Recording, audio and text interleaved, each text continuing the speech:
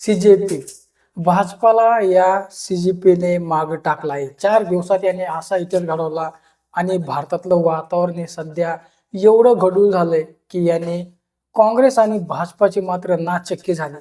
4 दिवसात एका मराठी मुलानं अभिजित दिपके यानं बसल्या बसल्या एक टाइमपास म्हणून पेज बनवलं आणि हे पेज मात्र आज जगभर धुमाकूळ घालते। तर मित्रांनो, आता ह्या पेजमुळं भाजपाला आणि काँग्रेसला नाचक्की झाली। मित्रांनो, 4 दिवसात 11 मिलियन फॉलोअर्स आणि भाजपाचे फक्त 8 मिलियन फॉलोअर्स आहेत। उभ्या आयुष्यामध्ये भाजपाचे एवढे फॉलोअर्स झाले नाहीत, तेवढे फक्त 4 दिवसात या सीजेपीने 11 मिलियन फॉलोअरचा टप्पा गाठलाय।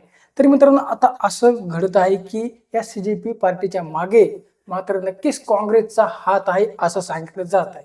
परंतु मित्रांनो, आता हे सीजेपी एवढी ट्रेंडिंग आली आहे, प्रत्येकाच्या मोबाईलमध्ये तुम्ही स्क्रॉल करा, तुम्हाला सीजेपी हे दिसेल, प्रत्येक ठिकाणी तुम्हाला झुरळ दिसेल। आता हूड लागलेली आहे की प्रत्येक जिल्हा अध्यक्ष, तालुका अध्यक्ष अशा सध्या पोस्ट दिसायला सुरू आहेत। आता नेमकं या सीजेपीने एवढं वातावरण तापवलंय की त्यांनी असं म्हटलं की त्यांचे दौरे हे आंदोलन करणार असं देखील नमूद करण्यात आलं होतं। हेच कुठेतरी मात्र आता सरकारला देखील भीती वाटते का? थेट एक ट्विटरवरून सीजेपीचं अकाउंट हे बॅन झालेलं आहे।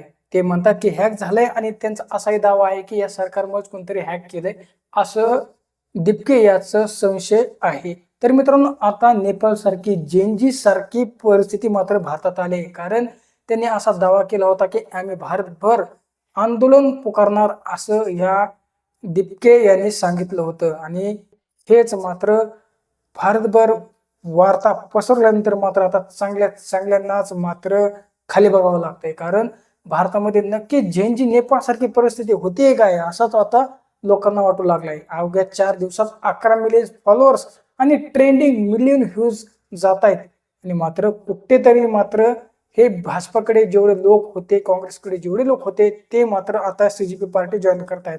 एवढंच नाही तर मित्रांनो, ध्रुव राटे हा देखील याचा सपोर्टर करतोय।